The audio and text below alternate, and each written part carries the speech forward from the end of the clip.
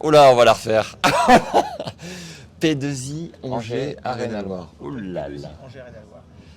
Hello à tous, je suis à l'Open P2I Angers Arena Loire avec Mathieu Blesto, donc directeur Opérationnel.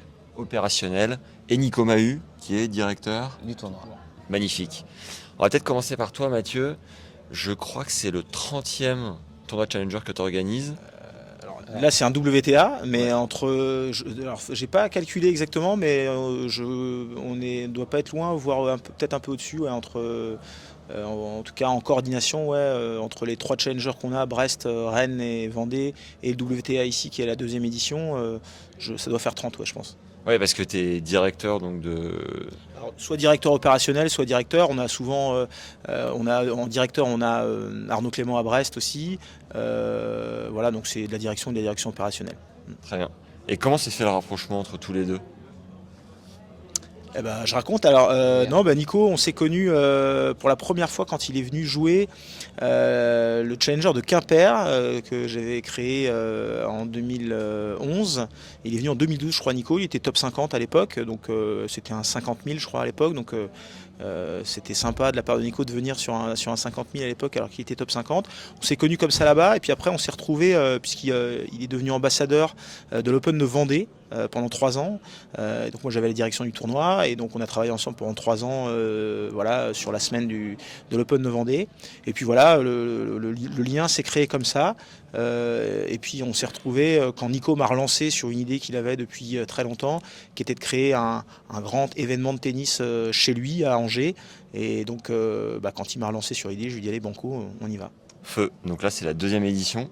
Nico, est-ce que tu peux nous dire quel est ton rôle et en quoi il diffère? Qu'est-ce que le directeur fait, le directeur opérationnel? Quelles sont les différentes missions de chacun? En fait, Mathieu, il est très humble parce que il parle pas de son rôle, mais effectivement, quand moi je me suis lancé dans l'aventure, j'avais envie de créer un événement à Angers et un WTA et un tournoi féminin, mais je savais que je pouvais pas le faire tout seul. Donc, comme on avait déjà travaillé ensemble, comme l'a dit Mathieu, sur Mouilleron et puis après sur Rennes, pour moi, il était évident que l'agence pouvait être que la sienne Rivacom, et donc du coup, on s'est rapprochés.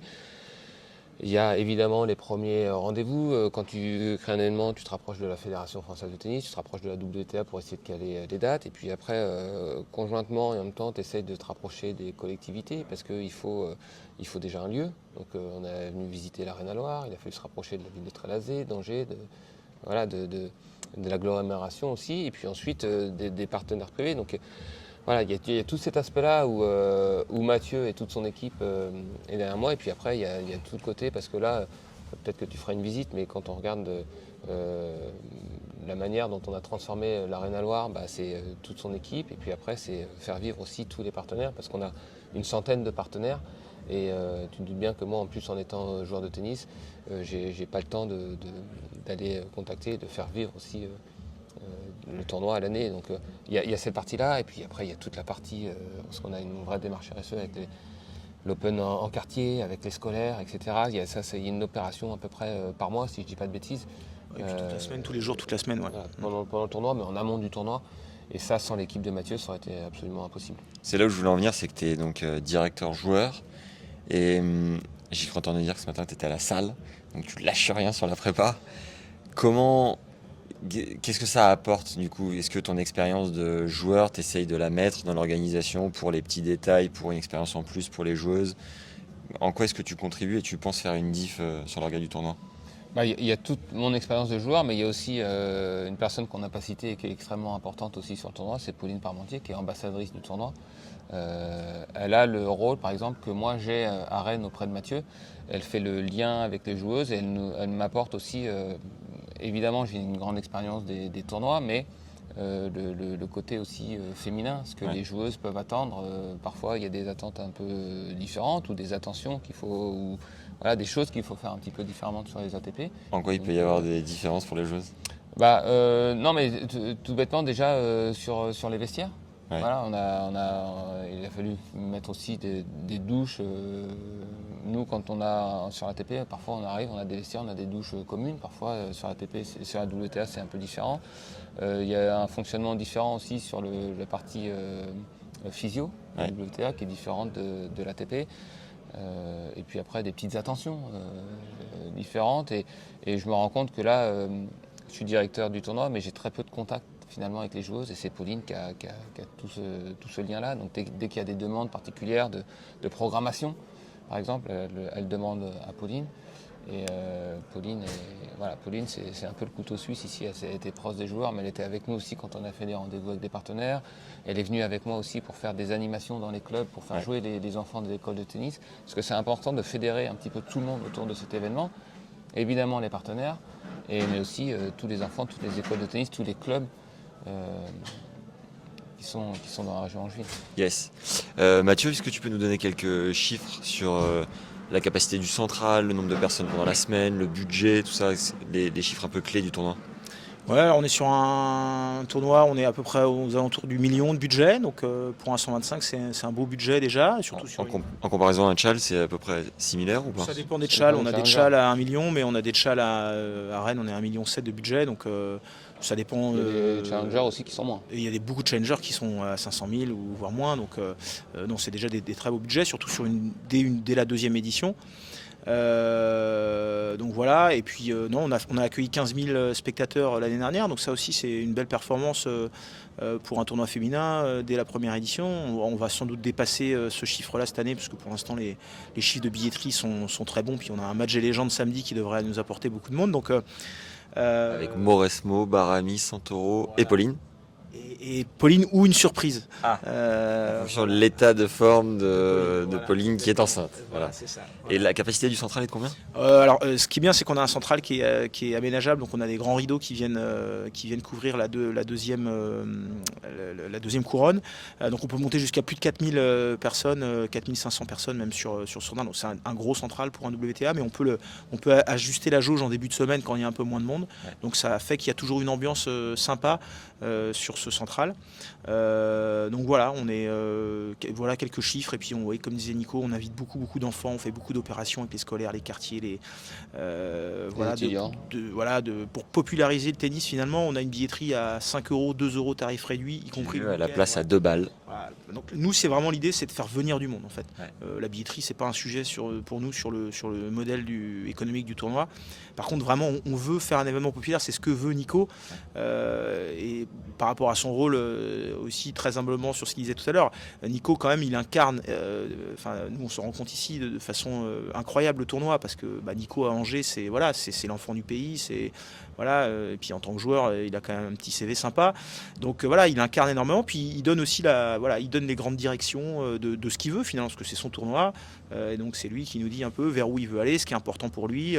On le connaît aussi en tant que joueur, Nico. C'est un joueur qui est exigeant, qui est travailleur, exigeant. Et il est pareil sur son tournoi. On arrive aussi à ce niveau de qualité de tournoi parce que Nico, il vient nous donner des petits, des petits coups de pression sur des petits détails, des choses sur lesquelles nous, on est peut-être un peu moins attentifs parfois, même si les joueurs ou les joueuses, on les connaît bien. Mais voilà, Nico, il va avoir un petit œil encore un peu plus précis. Et donc ça nous permet de faire en sorte qu'on est tous tirés vers le haut. Et Nico, justement, comme on est chez toi à Angers, pourquoi est-ce qu'on devrait faire ce tournoi? Au-delà de l'organisation, de tout ça, qu'est-ce qui fait la petite particularité de cet endroit, quoi? Je sais pas pourquoi viendrait. En tout cas, les retours que j'ai des joueuses, c'est qu'elles se sentent vraiment bien. Généralement, déjà quand les joueuses viennent pas se plaindre, c'est-à-dire que c'est bien. Ouais. Mais non seulement elles viennent pas se plaindre, mais en plus on a eu extrêmement de retours positifs, que ce soit de la part de la WTA, que ce soit via Pauline. Les filles, elles sont contentes de l'accueil, elles sont contentes des conditions de jeu. Je crois que dans le calendrier aujourd'hui, il est bien placé parce qu'il y a un enchaînement Angers-Limoges, et ça pour les joueuses, c'est une opportunité de faire une petite tournée. En France, à peu près au même endroit, on peut se déplacer assez facilement. À préciser qu'on est deuxième semaine de décembre, première, je sais plus. Ouais, deuxième semaine. Deuxième semaine, donc c'est assez particulier aussi dans le calendrier. C'est la différence de l'ATP. Qui vont chercher des points pour l'Australian. Alors le cut de l'Australian était une semaine avant. D'accord. En revanche, tu peux le prendre comme tu veux, soit une fin de saison, soit un début de l'autre, dans une préparation. Ça permet de lancer aussi ta saison avant de partir en Australie, parce que on termine ici le 11, derrière t'as Limoges, t'as un peu les fêtes de Noël et tu pars en Australie. Ouais. Mais surtout pour nous, c'était important de les accueillir dans de très bonnes conditions d'entraînement, de match. Et je crois que c'est ce qu'on a réussi à faire. Et qu'est-ce qu'il y a à faire à Angers la deuxième semaine de décembre? Tu peux nous dire, dans ce froid polaire? Alors c'est vrai que là il fait très très froid, mais je tiens à signaler que Angers a été élue ville la plus agréable de France.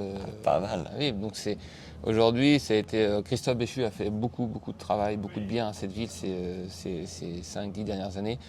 Il y a eu le tramway qui est arrivé. Alors il y a encore des petits travaux. Je crois que les riverains c'est bientôt terminé. Ça devrait se terminer en 2024. Donc un centre-ville qui est hyper aéré. En tout cas moi j'adore revenir ici. Bon, évidemment c'est ma ville, donc je m'y sens bien, mais il y a un vrai travail d'urbanisme qui a été effectué par Christophe Béchu et ses équipes, et c'est aujourd'hui pourquoi cette ville est si agréable à vivre. Top. Pour te dire l'attachement de Nico, hier on a été visiter le deuxième site de match, enfin le deuxième site, le site de practice qui est au centre de ligue au Pont de C. Et on était tous les deux pour rendre visite, voir comment c'était fait déjà. Et puis comité départemental, pardon, pas centre de ligue, comité départemental. Donc voilà, faire un petit coucou là-bas aussi, puis regarder un peu comment c'était fait. Et bon, j'ai cru qu'il allait avoir les larmes aux yeux à un moment donné. Il y a toute son enfance, il a eu toute son enfance qui est remontée, tous ces matchs qu'il jouait quand il était gamin. Donc voilà, c'est ça aussi qui est d'avoir quelqu'un comme Nico à l'origine d'un tournoi comme ça. C'est tu mets un peu plus d'âme que quand c'est pas le cas. J'aurais dû être là pour vous filmer, les gars, j'aurais aimé voir ça. T'as l'expérience d'organiser des tournois masculins et t'en as joué toute ta vie. J'ai pas les chiffres, mais les audiences sont unanimes envers le tennis masculin. Ici, on est sur du féminin. Comment le rendre attractif? Comment le pousser? Et je sais pas, le rendre plus sexy, booster tout ça, comme là vous avez le pied dedans. Est-ce que vous avez des idées? Qu'est-ce que vous pensez de cette question un peu touchy par ailleurs? Non, mais elle n'est pas touchy, mais je crois que le tennis féminin, c'est de manière générale. C'est pas nous, Open d'Angers, qui allons d'un coup, Open P2I, qui allons d'un coup faire en sorte que le tennis féminin va être incroyablement attractif. Pourquoi le tennis masculin aussi ces 10-15 dernières années a été aussi incroyable, c'est qu'on a eu des ambassadeurs extraordinaires, peut-être qu'on n'aura plus jamais. Là c'était un peu plus difficile pour le tennis féminin depuis quelques années. On n'a plus Serena, on n'a plus les Williams. Le début des années 2000 c'était extraordinaire. On avait les Williams, on avait les deux Belges, on avait Amélie, Marie, Capriati, Davenport. C'était une période dorée un peu pour le tennis féminin. Là, c'est un peu plus compliqué. Il y a eu la retraite de Barty, il y a eu Osaka qui a des hauts et des bas, il y a Swiatek qui s'est imposé, mais finalement, il n'y a pas vraiment de rivalité. Donc, Muguruza qui est sur courant alternatif aussi. Donc, on a du mal un petit peu à s'identifier. Et ça rejaillit un petit peu sur l'ensemble. Donc, nous, on va essayer de contribuer. Déjà, ce que j'ai envie de faire aussi quand on s'est lancé dans ce tournoi, c'est aider le tennis français, donner la possibilité à des jeunes joueuses de prendre de l'expérience, de se confronter au plus haut niveau pour progresser. Et puis ainsi, je suis convaincu que s'il y a d'autres tournois qui nous suivent et si on organise plus de tournois, on va donner la possibilité à plus de joueuses de s'améliorer, de gagner de l'argent, de se structurer et de monter le niveau. Et ensuite, ça sera bénéfique. Mais individuellement, évidemment qu'on ne peut rien faire. C'est vraiment collectivement. Aujourd'hui, il y a un vrai déficit de tournois féminins sur le circuit par rapport au nombre de tournois ATP. Et c'est collectivement qu'on arrivera à faire en sorte que le tennis féminin soit plus attractif. D'ailleurs, cette alarme pour la retraite de Roger?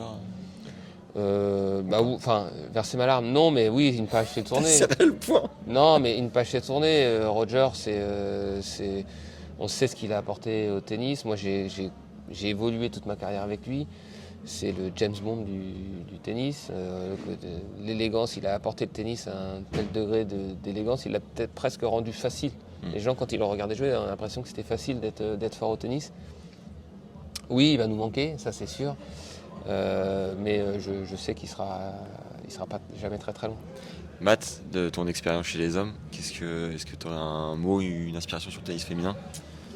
Non, évidemment, j'enfonce des portes ouvertes, mais le tennis féminin, c'est plus dur à vendre, entre guillemets, parce que oui, il y a peu de stabilité au niveau des meilleures joueuses, et que donc le grand public a du mal à s'y retrouver, ou à vraiment s'attacher à certaines joueuses.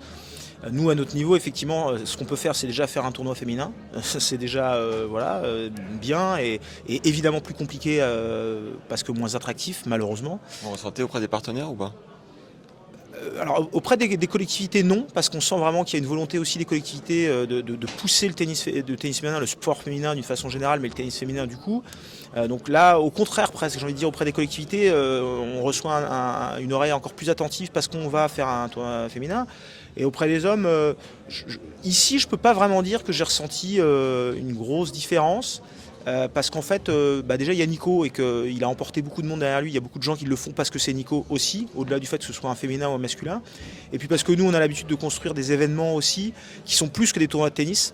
C'est-à-dire que le grand public, on essaie de faire des villages animés. Il y a un grand écran, il y a des bars, il y a des snackings, il y a des stands d'animation. Donc finalement, on peut venir passer une journée sur l'Open et il y a plein de choses à faire au-delà de ne faire que regarder du tennis.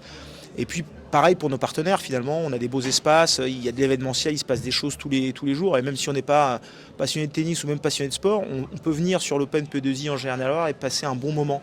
Et en fait, nous, c'est presque la logique inverse, c'est-à-dire que on les attire presque avec autre chose, et puis finalement c'est eux qui viennent nous voir et qui nous disent en fait ça joue quand même. Bah oui, c'est des sportifs de très haut niveau, c'est impressionnant en fait. Bah oui, donc on est content parce que finalement ils sont peut-être pas venus pour le tennis, ils sont peut-être plus venus pour boire un coup dans les espaces partenaires, et puis finalement ils reviennent parce que c'est du spectacle et que c'est impressionnant. Puis on essaie de faire le spectacle aussi sur cours central. On a un show son lumière d'entrée des joueuses notamment qui est sympa. On a amené le Hawkeyes cette année, qui est assez rare sur un 125 pour amener aussi toute la dimension spectacle. Et puis après en termes de communication, c'est la consigne qu'on donne nous à nos équipes, c'est aussi d'essayer il faut un peu plus de pédagogie. Alors quand tu as Gasquet à vendre sur un tournoi Challenger, finalement pas trop besoin de le vendre, Gasquet sur un tournoi Challenger, voilà. Quand tu as Kenin, qui est quand même vainqueur de Grand Chelem, finaliste de Roland Garros, malgré tout il faut la vendre quand même. Donc il faut un peu plus de pédagogie, il faut starifier un peu les joueuses et bien expliquer aux gens quelle dimension elles ont. Vous aviez combien de top 100 là ? Au début du tournoi, quand on a sorti la liste, on en avait 12. Et avec le nouveau classement, on va en avoir 13 quasiment. Donc c'est solide. Et puis on avait une joueuse dans le top 25 mondial quand même. La chinoise. Shuai Zhang, ouais. Et juste pour info, le Hawkeye, c'est 40 000 € la semaine, non, c'est pas ça ?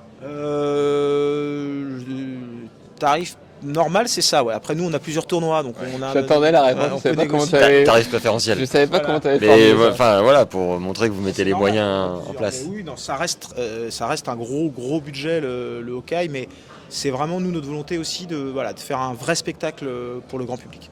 Avant-dernière question, comme c'est que la deuxième édition, vous n'avez pas forcément un historique rocambolesque pour le moment, mais est-ce qu'il y aurait quand même une anecdote, un truc qui s'est passé dans les coulisses qu'on peut raconter qui ferait du bien du coup Les anecdotes, ça sera balancez, les parce gars. que moi si j'en ai une, moi c'est celle qui me fait rire, on en a T'es parlé. muet comme une carte.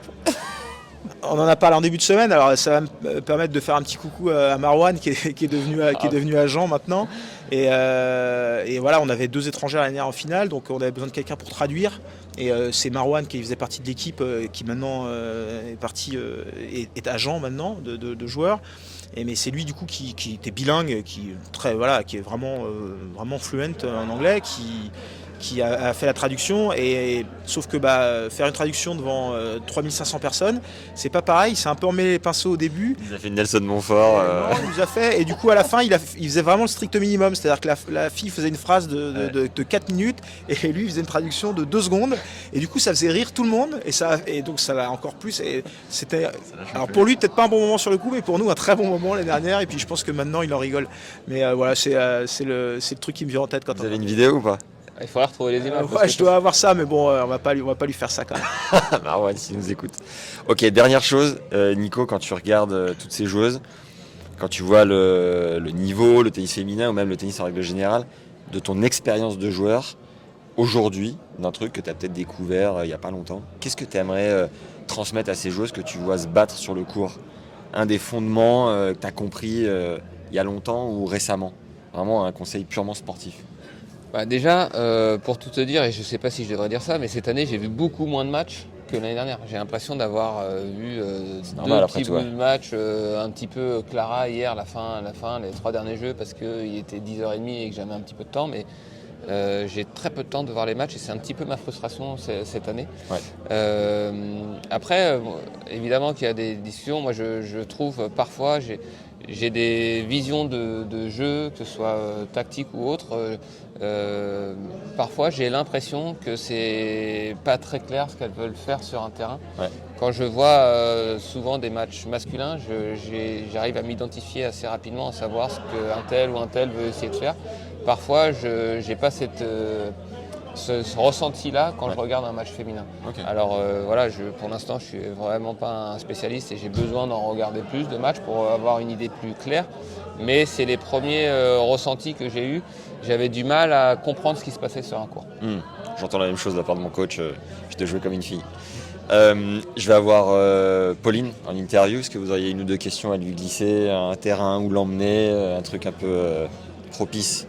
Mathieu aura certainement des choses à lui demander. Moi, c'est simplement juste la remercier parce que sans elle, ça serait pas possible. Ouais. Voilà, elle est d'un soutien, toujours de bonne humeur,